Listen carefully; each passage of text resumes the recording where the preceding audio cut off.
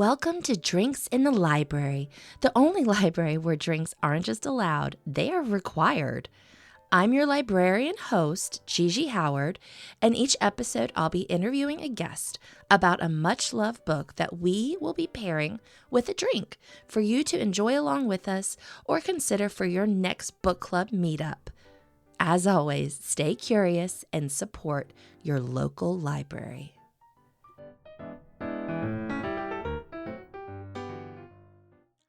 Hello, Libration Nation. This week, I am joined by Nick George, a poet and educator, to discuss This is the Honey. It's an anthology of poems edited by Kwame Alexander. We had a wonderful conversation talking about Nick's journey with poetry, the significance of diverse voices in poetic anthology, and also the importance of finding yourself reflected in stories. A little bit about Nick. Nick Stephen George, or Nick George the Poet, is a poet, educator, DJ, and facilitator. He has performed at venues such as TEDx Charlottesville, American Psychology Association Annual Convention, University of Lynchburg, and Opera Roanoke.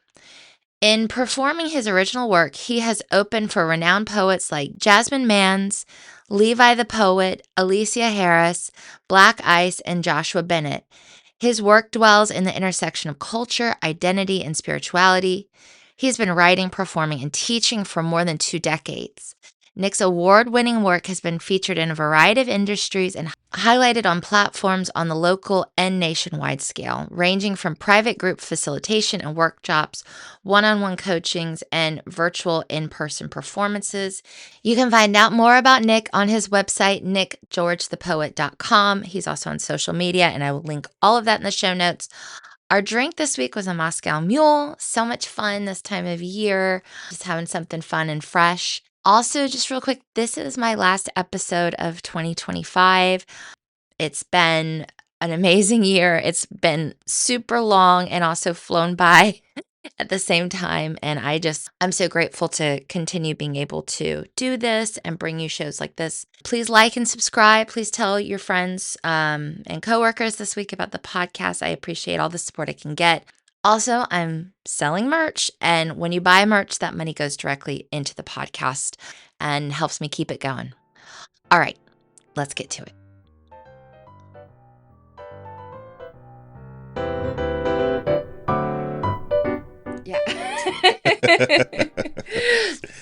But yeah, so I'm so excited to be here, and thank you for being with me today, Nick. And we're talking about This is the Honey. Yep.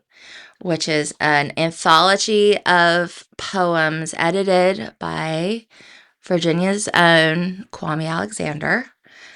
And I'm excited to talk to you specifically about it because your name is Nick George the Poet. That it is. So we're talking about poetry today. And so I always start with, who were you when you picked up this book? Oh boy, it was about a year ago, maybe 2 at this point. I was doing a residency with Martha's Vineyard, their Institute of Creative Writing. And I left there feeling like there was a new sense of permission that I had been granted to approach my relationship with poetry in a different way. At the time, I was fresh on the exit of a season where my writing and reading was solely focused on my professional life. I wrote to the context of what people needed from me. Mm-hmm.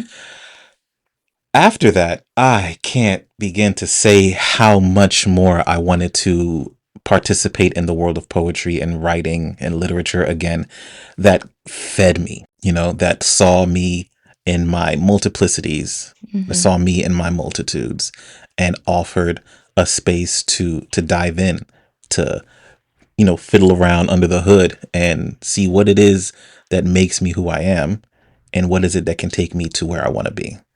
I found this book.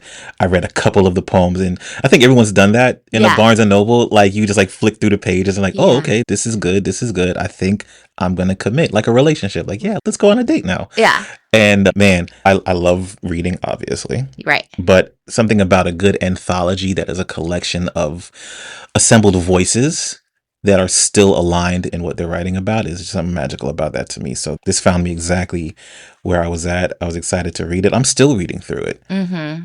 I'm still reading through it. And I'm still finding gems, and it's just a delightful read. I've been a fan of Kwame Alexander, even when he was writing for YA and beyond. He wrote something else that I found to be, I think it was an article he wrote, and I can't even think about it right now.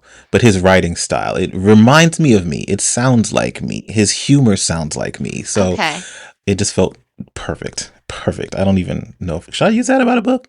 Yeah, Yeah, absolutely. it just felt perfect. It found you, Yeah. and that's what we love. It's like the puzzle pieces coming together, right? Yeah, yeah. And all the writers in there are so talented Mm-hmm. and so, like, they're so diverse. They're so different. They're Yeah. not all the same. They don't all use prose or haiku or, they play with different form. And I love that. I love what it opens up. I love the language. I love how they use different kinds of metaphor, Mm-hmm. how the visions are different. And it just, a nice little buffet for me. Yeah. Yeah. So just preparing for this, I did, look up what was Alexander's process in getting to all of these. Mm-hmm. And so I guess it's a big anthology, Yeah, right? yeah, Like it's sometimes thick. poetry anthologies aren't huge like that, but Yeah. this It's a little intimidating. it is. Yeah. You're like, this is a lot to pay attention to, right? But that's the thing about it. I think when you read poetry, I don't think there's a rule, but I think sometimes we come at it like we do other texts, Mm-hmm. and we read it as a narrative form from beginning to end. Mm-hmm. But with a poetry anthology, especially one like this that has different themes and different chapters, I do think it's something that you build a relationship as you read it. Mm-hmm. So it's not all at once. You can, Yeah. right? Yeah. You can, but Yeah. I think it exists for you to have a long-term relationship with, Yeah. and you come and go. You come and go. And Mm-hmm. that eases up a bit of the tension of like, holy crap, I got to finish this thick ass Bible of a book of poetry. No, like take your time, Yeah. like a nice drink. Take your time with Yeah, it. absolutely. Well, and talking about that too, Mhm. if you were gonna tell someone to dive into this book, Oh my. where would we start? Where would you tell them to start? I tell my students to always start with a table of contents Okay. before you start reading. Yeah. Some of them are just chapter 1, chapter 2, but some of them have the titles. Some of them have headers, and that gives you a pretty decent sense of what you're setting yourself up for and where you want to go. Now, with this being anthology, I started off with looking for the poets that I easily identified or recognized. Mhm. Nikki Giovanni, Yeah. Ross Gay, Jericho Brown. Like, there's so many powerful poets in here. Yeah. Mahogany Brown is another one. And I think did she do the first piece? I think the first one is the Nikki Giovanni, the Okay, one the we're going Mars. to Mars. Yeah. Yeah. But Mahogany Brown, This is the Honey Mhm. is the titular Right. poem, and I think it's like on page 47. Forgive me, I have a Kindle version. It's okay. So I've got this, and my eyes aren't that great. So sometimes I like to get that because I can Yeah. bump it up. No, but that's actually great because that's one of the poems that I have highlighted. yeah, Because first off, the poem that the book is titled after has to have some kind of resonance. absolutely. So I think that would be a great place Yeah. for people to start. Just if they Absolutely. flip open and they see that. Mhm. Whatever you do or don't know about Mahogany Brown, in addition to being a performer and a teacher and a facilitator and what I would call an artist activist, the command and the relationship she has with her words is astounding. It's astounding. It's like watching a relative prepare a meal that you know is their meal. Mhm. They cook that. Don't nobody else try it. You're going to ruin it if you try to do it like them. Let them cook, literally, Mhm. right? Mhm. So this piece, I think, carries the ethos of this particular collection. I think it would be a dazzling place to start because it sets you up for more. You build up Mhm. that anticipation. You want to know, where else do we go? What do you mean by the honey? Mhm. You know? Yeah, it's an interesting title. Like that was probably the first thing that I dived into is like, what does that mean? Right? Mhm. This is the honey, not Yeah. this is honey, this is the honey. So you've got it open. Do you want to recite some for us? I would not mind at all. Okay. This is The Honey by Mahogany L. Brown. There is no room on this planet for anything less than a miracle. We gather here today to revel in the rebellion of a silent tongue. Every day, we lean forward, into the light of our brightest designs and cherish the sun. Praise our hands and throats, each incantation a jubilee of a people dreaming wildly. Despite the dirt beneath our feet or the wind pushing against our greatest efforts, soil creates change. Art births change. This is the honey. And doesn't it taste like a promise? Where your heart is an accordion and our laughter is a soundtrack. Friend, dance to this good song. Look how it holds our names. Each bone of our flesh homes sings welcome. Oh, look at the gods dancing as the rain rains against a steely skyline, where grandparents sit on the porch and nod at the spectacle in awe of the perfection of their grandchildren's faces. Each small discovery unearthed in its own downpour. Tomorrow, our daughters will travel the world with each poem, and our sons will design cities against the backdrops of living museums. Yes, our children will spin chalk until each equation bursts a familial tree, rooted in miraculous possibilities and alive. So good. So good. And I think for me, that evokes joy, right? Experience. But I definitely want to hear what your thoughts are on this. It's bearing witness. And it's got an eye on all the things. Okay. Right? I talked to someone recently and I asked them just generally like how they feel about poetry. And they said that they don't really have a good relationship with poetry because in school, it always felt like they were using a language that wasn't made for them. It sounded way too ethereal and the metaphors felt out of touch. So it didn't feel like they were a part of this journey, this experience. What I feel like is happening with Mahogany's piece is that she is witnessing everything happening in a way that feels within reach.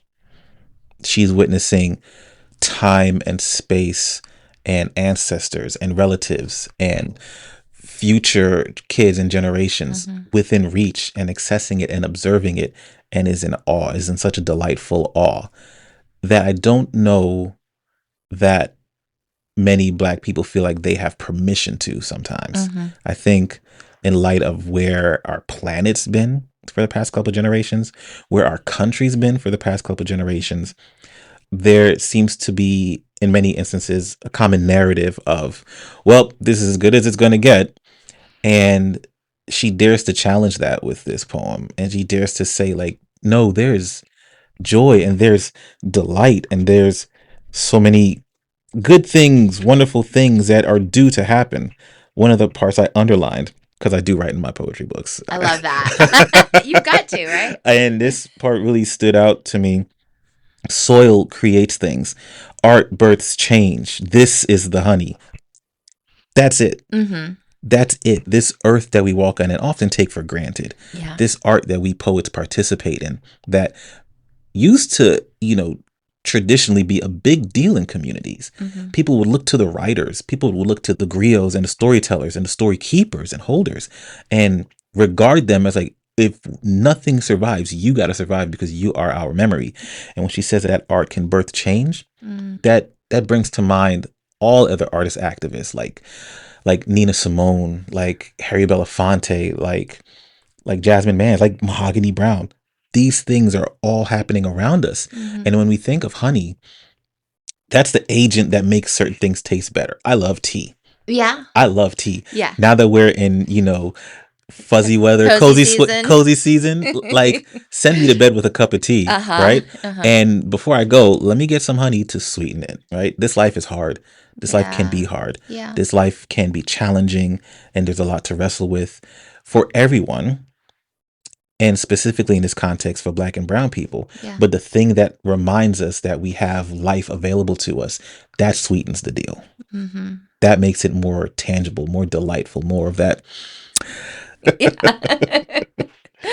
Yeah. I love that this book is, like you said, bearing witness to the experience of Black poets, Black and brown poets. And I think, are they all American? I don't know. Maybe not. If all the poets, I don't think that it specifies exclusively American Black poets. Okay. At the same time, I think that there are different poems that identify or highlight our diasporic experience. Yeah. Right? My family's from Trinidad. I'm first generation American. Okay. I think that part lives in many pieces of the poems, that there may be poets that are in America that have a very American experience, but they have, if not a desire to remember, Mhm.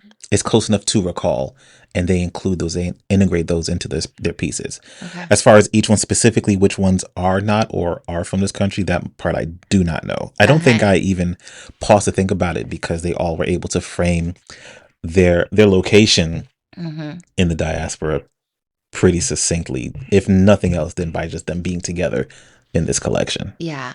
I just know there were some that I read that were like specifically recalling, Mhm. the experience of American Yeah. poets. But anyhow, so Kwame Alexander, he was like, I want to put together this anthology of poetry by living Black poets, and then also poems that had not been anthologized before. Right.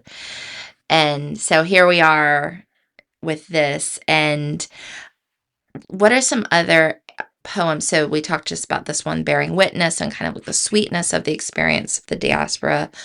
But what are some others that, I think he's trying to frame different prisms Mhm. of the experience. And also, you were talking earlier, sorry, I'm just like kind of going on different tangents, but you were talking earlier about sometimes Black and brown people not feeling like poetry speaks to them. Mhm. And what has that experience like been for you, I guess? It's one that I'm familiar with. Okay. When it comes to literature. Okay. There's a particular poem I wrote recently, and I maybe said some not quite savory things about Walt Whitman. Okay. I think, that's what I was like dancing around, because like you said that, I was like thinking like Emily Dickinson, Walt Whitman, that kind of stuff. Yeah. And at the heart of it, it wasn't necessarily to be contentious. I promise. Please don't come for me in the comments. But it's really hard. And I think this goes across all media. It's really hard to build a relationship with something you don't see yourself in. Right. So we can appreciate two roads diverged in a road. Mm-hmm. We can understand that. We can understand what that means in the terms of metaphoric choice. Mm-hmm. But I think there's so much more to be said when a poet or a writer or a photographer or a singer is able to evoke something that is specific to a community and a lifestyle you come from. Mm-hmm. And I think for many writers, especially coming through school, middle school is often where people first have a thorough unit on poetry, on how to write it, on what it looks like when you read it.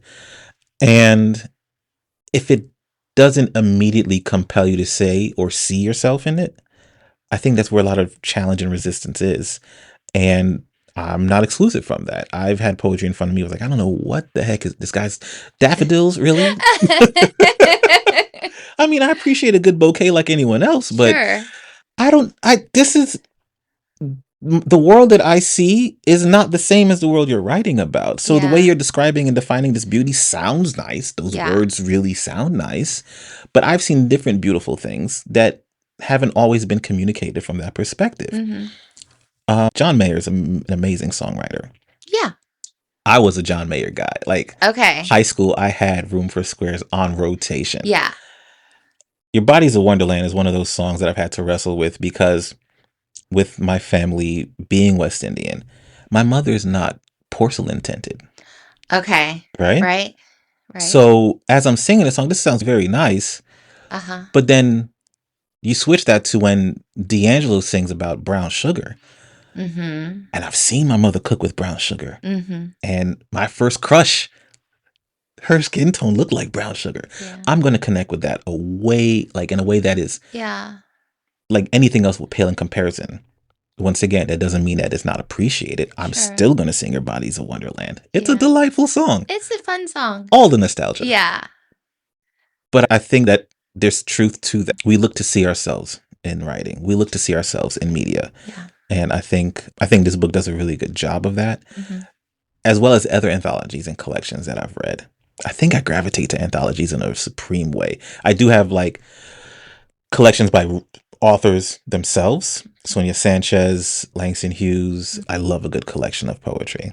because of the diversity of the author themselves. Yeah. But with anthologies and the different people and experiences that they come with, skin tone be damned, they all bring something beautiful and wonderful to the table. Yeah. Yeah. Well, and I just to add to that a little bit, like thinking it's just when for so long certain poems and certain poets were taught as like this is what poetry is, this is what Right. classic is, Mhm. and then it's all people that look exactly the same and have had very similar experiences, and to not bring in other people. Yeah. I mean, clearly with this, change is here, change is happening, and that's a great thing. So yeah, I think it's wonderful. But yeah, I sometimes I don't know specifically people who look like me, right? If they get that, right? Yeah. If they get that other people have different experiences, and that doesn't mean anything's wrong with yours, but also don't assume that this poetry is universal or this experience is universal. I think that you have to start with a curiosity. Yeah. And you'd want to assume that anyone who picks up a book, picks up an album, picks up a movie or ticket or something, there's a curiosity there.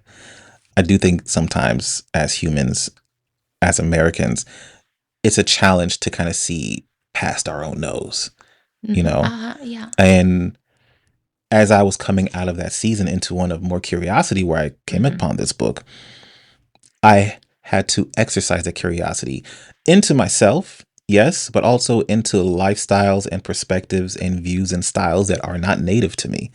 You know, I am cishet black male with a wife and 3 kids, but there's something that a single Palestinian mother can write that can connect to me.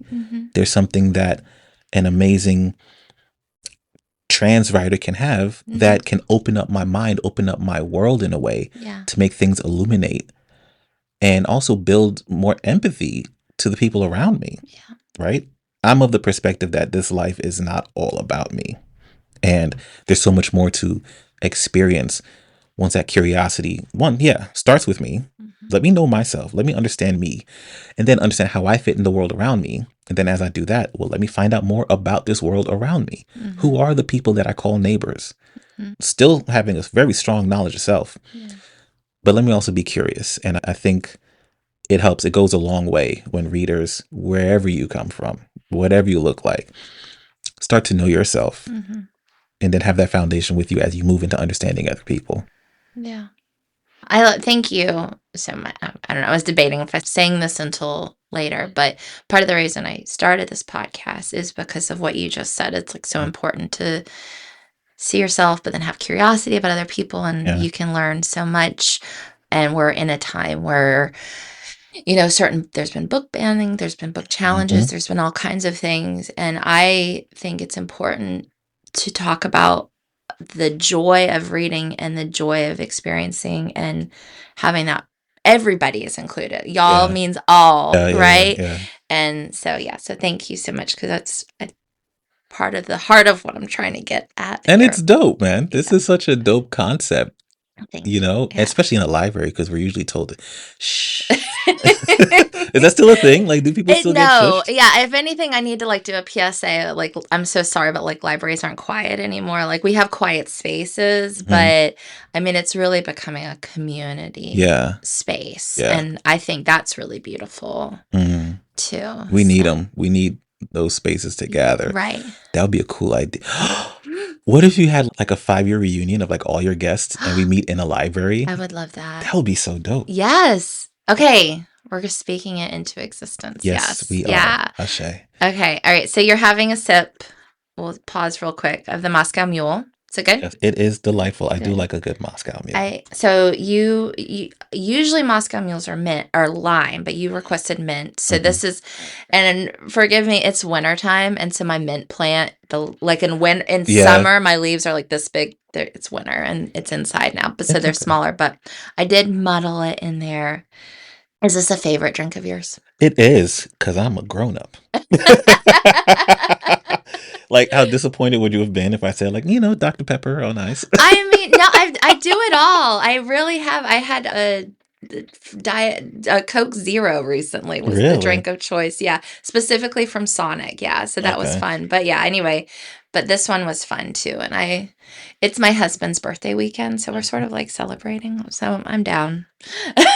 Nice. Yeah, so it's fun. And like I said to you already, like this is just like the dream of like inviting cool people like yourself to my home and hearing you talk about things you love and having a drink. So I'm so lucky. So going back into the poem, because Hmm. poetry, because I took us down two paths and then I brought us back. That's okay. What are some other poems that kind of frame this anthology for you? I had never heard of Joanna Crowell before, Okay. and I was going through this collection, and as I read this, I was on a journey with her, and I felt the not really tension, but kind of this ubiquity of poetry that she saw. I love it.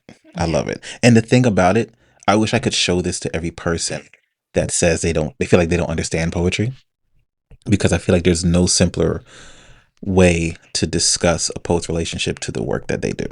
Hmm. This is My Poems Okay. by Joanna Crowell. Okay.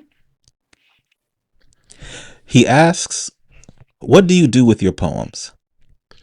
I reply, "I play with them. I fight with them. I flirt with them. I avert from them. I dress up for them. I'm stripped down by them. I skinny dip into them. I dance naked on them. Yeah, I even get jiggy with them. I sing the blues out of them. I pour the joy back into them. I open my French doors for them. I abstain from them.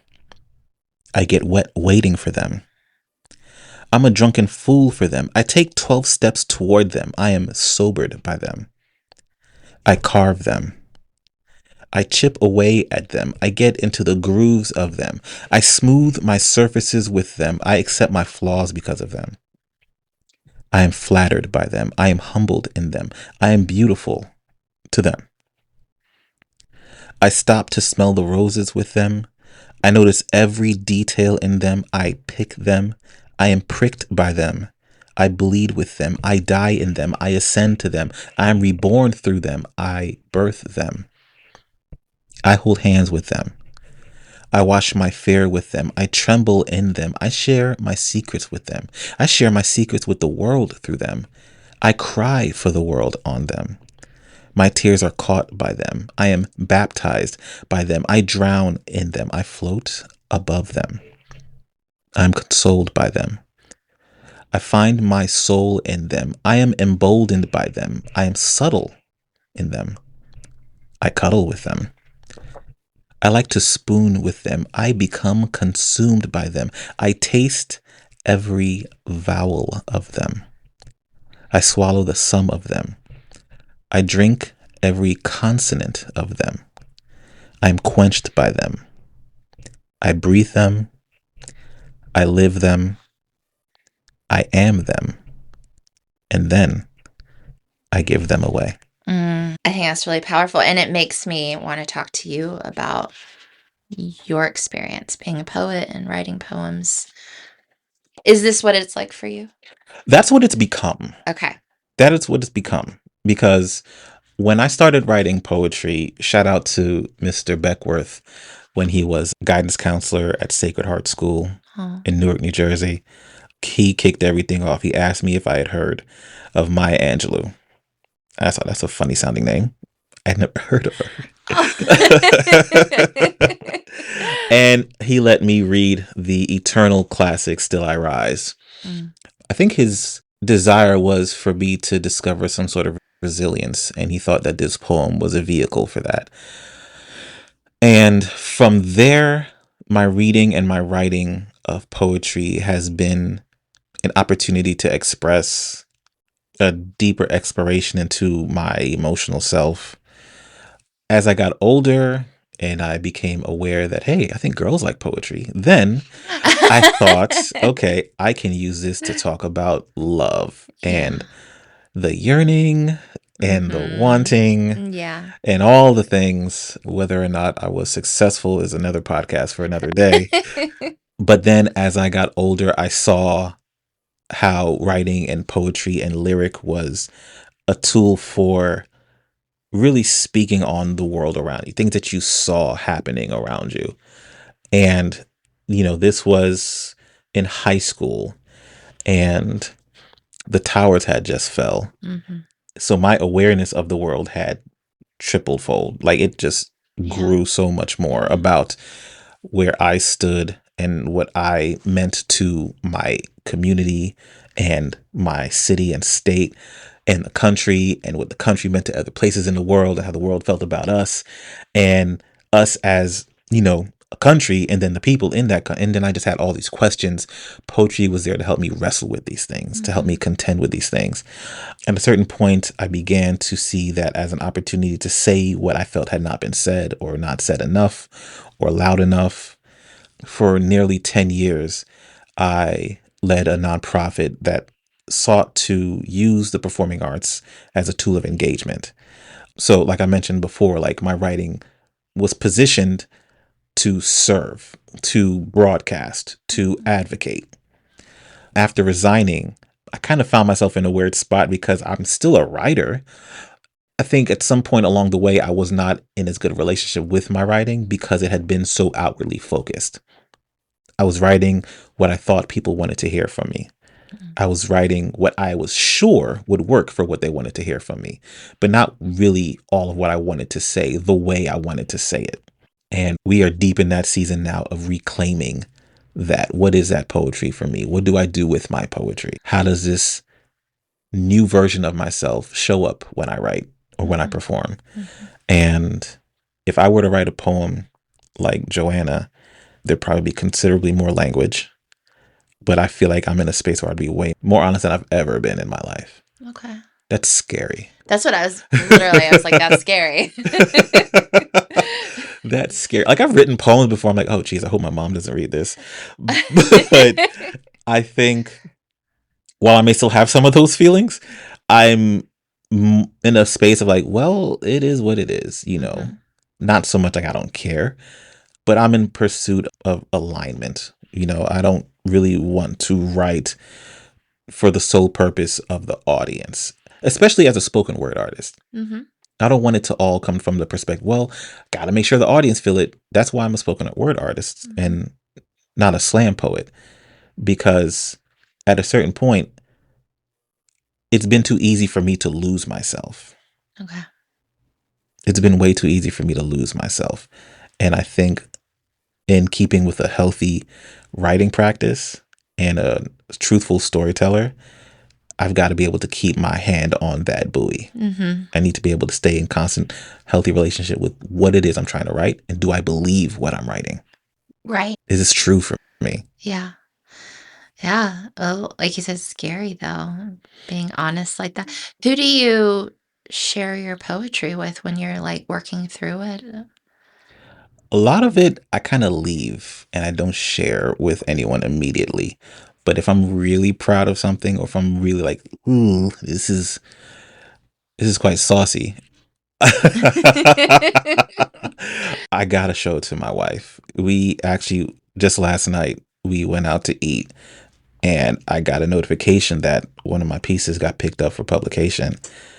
And I'd been waiting, so I was really excited to get that. And I'm Yeah. so glad that she was sitting right there, because we've been doing our life together for nearly, should I say 2 decades? Wow. Holy crap. Oh More than man. half your life. Yeah. And there's been so much growth in all ways, Mm-hmm. physically, emotionally, spiritually, mentally, Mm. nutritionally. Mm-hmm. And to have that moment when I create something and I birth something, Mm-hmm. she is usually the voice that I look for in the room. Like, I hope she likes this. Yeah. Oh man, Oh, I really hope she like it. It's cool if she doesn't have to like everything I write, okay. but if she does, like, oh, okay. All right, we cooking with something now. All right.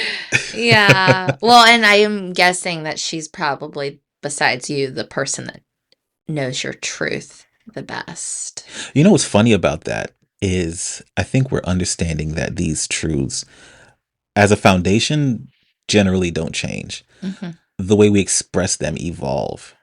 And I think we're both learning what that evolution looks like, right? We started very young. Our relationship when we were in college was very young and very, ideal, and the world is this way.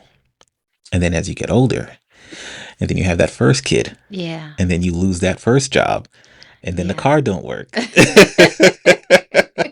And then you thought the rent check was unclear, but it didn't. And we got to Right. figure it out. Then those Yeah. truths get challenged, and you really have to find out, one, what you're made of. And is the person standing next to you able to stand there with you? Mm-hmm. And she's been there. No. Yeah, those truths have a solid foundation for the both of us. But as we are, they are evolving in how they are expressed.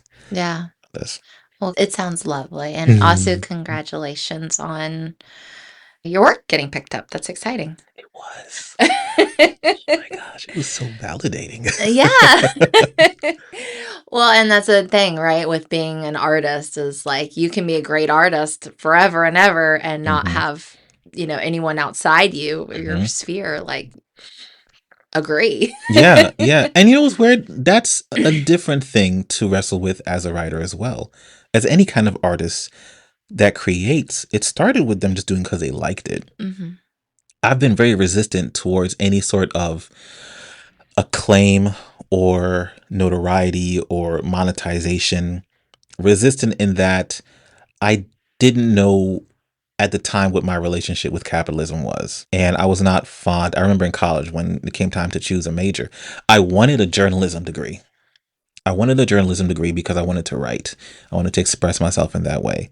And once I saw how natural biases happen and saw the role that written media plays in that, I became very resistant to the idea of having to write for a paycheck. That scared me. Mm-hmm. I think that being published now, though, for me, is really the best time. That, like, this, if this had happened to me earlier in my life, earlier in my writing career, that would have messed with me. Ego and pride and insecurities, that would have messed with me. Not that I don't wrestle with those things now. Yeah. But it feels like, for such a time as this. Well, you're hitting at a good time. Yeah. That's good. That's great. Yeah. I wanted to talk just a little bit about Kwame Alexander, and you mentioned other things that you've read of his. I always ask, like, what do we know about this author? I'm guessing you know a bit. Oh, no, don't let me set you up. Oh. I'd like to know more, but he wrote something, Why Fathers Cry at Night. And I thought at that point, my kids were 10, 8, and 6. Okay. I probably got that wrong. Sorry, guys. Don't get mad at me. They were younger than they are now. Yeah. And each of them were in a particular stage where they were changing. We had recently moved to Richmond, and we left the community that we had built over years to start something new. And I'm believing that this is good for our family, but I'm still so very unsure of the future.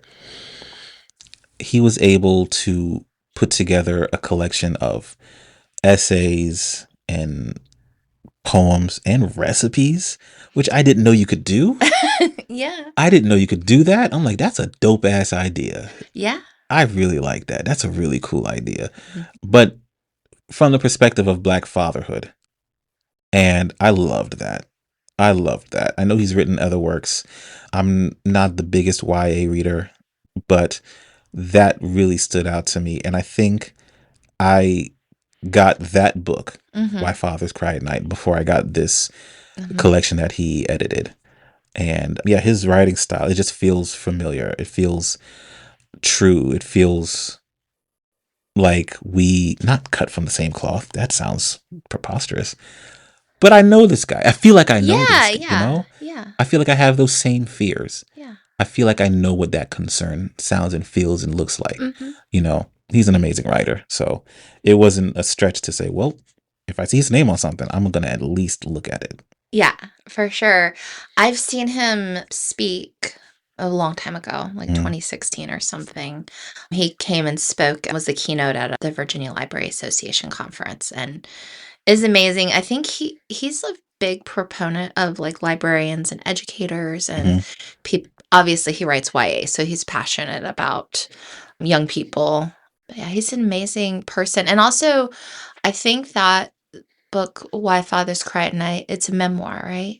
Yeah. Yeah, and I know listening to him talk about it, he was like, it just reminding me of you talking about how saying the truth is scary sometimes. He was like, I can't believe that book is still out in this world because I said something. Yeah. I It's there. Yeah, he said he was going through a lot at the time, and I haven't read it, but it sounds amazing. And I know he talks about like cooking fried chicken and things like Yeah. that. Yeah. Yeah. There's still like something in there though to be scared when you write, Hmm. to still be worried, not like in a bad way, but just like I'm exposed. Yeah. I'm exposed, and I think there's bravery in allowing yourself to say, you know what, here world, here's a Hmm. piece. Be gentle. Hmm. I think, and I have to edit this a second, but I think even going into the introduction, and I have to say something real quick. My father listens to this and he does not like when I swear. So, Dad, you're just going to have to deal with it because it's in the Uh-oh. poem. But it's from the introduction, and Kwame is writing about this, and he says, that resists, a poetry that revives, that resists, that fights back, as Amiri Baraka wrote in his 1979 poem, Black Art. Poems are bullshit unless they are teeth or trees or lemons piled on a step. We want poems with fists. Let there be no love poems written until love can exist freely and cleanly. Sorry, just what you were saying is like, it's bullshit unless it's real, right? Shout out to Mary Baraka, man. He's from Newark, and Oh. I'm always happy to say I'm from Newark because of cats like him, man. I feel like I model a lot of my oratory style in part to him, Mhm. and that's it. That's it. That's it. If we are here and we see the world the way we do, Mhm. and I do mean all artists, if you pick up a paintbrush because you see this a certain way, if you pick up your camera because if you lace up your ballet, are they ballet slippers or Yeah, I think so. okay? Well, if you lace them joints Ballet up, shoes, ballet slippers, yeah. if you put them on because you feel like you need to say it this way, do it this way, look this way, it has to be founded in truth. There can't be any facades through it. Mhm. And if you call yourself doing this thing and you are wanting to highlight this piece of it, there can't be any fabrication Mm. because people can see through it. Mhm. People can recognize that something is fake and phony. In the age of computers now, quote unquote, thinking for themselves Yeah. and automated intelligence that is so clearly artificial, Mhm. they're working very hard to make it not look artificial. Mhm. And if we can't have our eye attuned to truth in these days, we're in trouble. So if we're the ones that are creators and we call ourselves creators, we've got to lend ourselves to be daring. And if it's not doing what we say it's doing, it's bullshit. Mhm. So let's Yeah. not do that. Yeah. Let's not. Yeah. Oh, I think like you're hitting on something I think is very real that everyone needs to wrestle with is that we're entering in this age of AI. Authenticity is the true currency, Mm-hmm. I think. Yeah. But that, yeah, it requires bravery. It requires complex thinking. It requires conversation. I think Yeah. that's so important too, of learning others' experiences for sure. And learning Indeed. where you have like blind spots, where I don't understand things and Right. like, Yeah. It's messy. it's messy, yeah, for Yeah. sure, but it's important. Talking about the book, just I always ask like, in case I missed anything, is there anything you wanted to touch on that we didn't get to?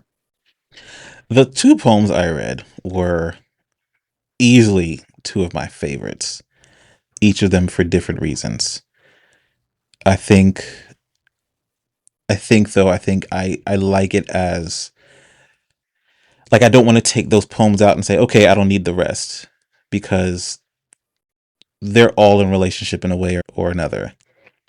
So I think the whole thing matters. I can't just pick one or two or three more. Yeah. Like it's altogether a dazzling piece. I Mhm. think this piece by Jabari Asim, Mhm. I think I'll read that one Okay. because of course I highlight different ones for different reasons. I don't always remember, Mhm. but I think this spoke to me in terms of our relationship with spirituality. Mhm. And I find spirituality to be one of the things that I both have experience in writing about, but not always in truth. I think I'm in a space of, once again, curiosity, but also very gracious for the foundation that I have. I was raised Christian, and the church I went to growing up, Newark Gospel Tabernacle, is responsible for a lot of the way I frame my creativity, for me having the nerve to call myself a poet. A lot of it was affirmed in those walls and on that sanctuary. Mhm. This poem speaks to a lot of the truths that were cemented back then, but it also speaks to where I'm trying to go in my relationship with the divine. I don't want to cast you know, a big broad blanket and say that, oh yeah, I agree with everything that Arthur is writing. But the fact that he's so daring to call it by its name, I'm like, yeah, I want to do more of that. I want to call the thing. And if the thing has no name, say that it has no name, but let's try to figure out how we can identify it. Mhm. I'm doing way more talking than I meant to. Uh, I love it. I love it. Tell Them What You Want Mhm. by Jabari Asim. I want gods with groins. I want my gods sticky and wet. I want gods with bedroom eyes. I want my gods quick and dirty and wholly unashamed. I want gods who grunt and touch themselves. I want gods who won't double cross me. I want gods who say to me, did you really think you could get over without us? I want gods who want me back, who say, son, we were just thinking about you. Mhm. I want gods who anoint their elbows with moisturizer.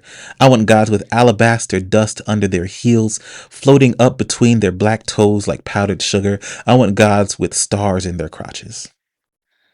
I want gods who chant and wiggle, gods with breasts and big backsides. I want gods who hum and snap their long, dark fingers. I want gods who wink at me when I look in the mirror. I want gods who say holy water is wherever I wash. I want gods doing the Watusi on the banks of the river, at the edge of the city, at the foot of the hill, in the middle of the mall. I want gods whose lips glisten with pot liquor. I want gods who cook cornbread in a cast iron skillet. I want gods whose kisses taste like yams. I want gods who talk back at the movie screen. I want gods who speak in the drum. I want gods who will wake me up.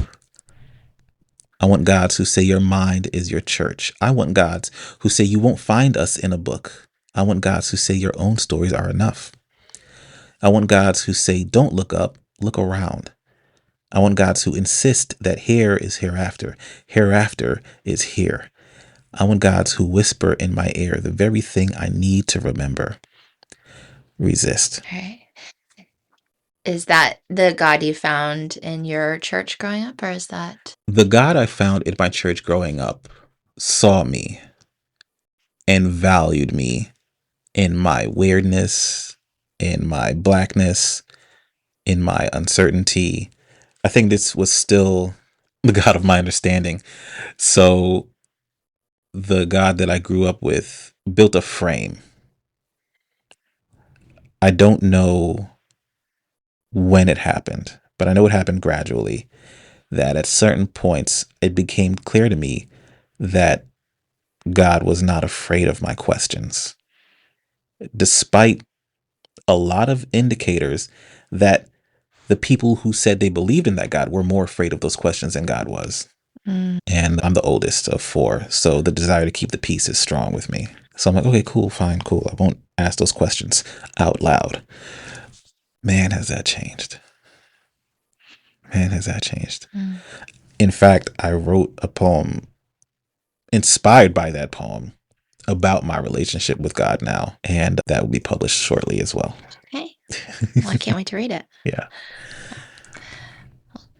Well, thank you. I mean, yeah, my relationship with God has changed, and I also kind of grew up similar, very traditional kind of Christian background, and now I feel like I say I'm like a hippie Christian. What is a hippie Christian? Oh, God is like this. God is all around. God is in you. God is in me. Right. And I think that's the beauty of it. And a lot of the beauty is the not knowing, and that's, I guess, what faith is. But also accepting of other beliefs as well. I think, not trying to be limited to one thing. And I don't know. It's the whole thing, I guess. Just real quick. Who would you recommend this anthology to? I would recommend this anthology to poets who are curious about other ways to write. I think poetry can very easily just become a game of emotional writing and speaking when it's an actual craft and an actual discipline that takes time to understand. And you cannot be a writer if you are not a reader.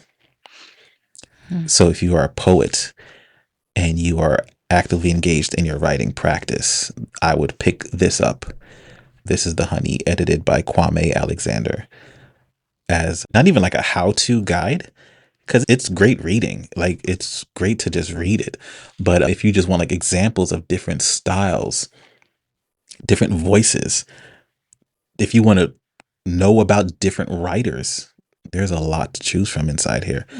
Both like your traditional classics and new artists that you've never heard of. I would recommend this to Black writers and Black readers looking for affirmation, looking for validation. This is the honey. This is the sweetness, and we deserve a little bit of sugar. Yeah, I love that. Yeah, I agreed. I want to take some time to point the spotlight on you, or wherever you want to point the spotlight, I guess, is another way I put that. Sometimes I say put the spotlight on, and the guest is like, Right. yeah. I am Nick George the poet, originally from Newark, New Jersey, born to a Trinidadian family. I and my wife are raising our 3 kids here in Richmond. I have been writing since middle school, but I spend my time creating and working at a intersection. That's a better word. Intersection. An intersection of, like, I put this in a really cool way the other day. Rhythm, memory, and tradition.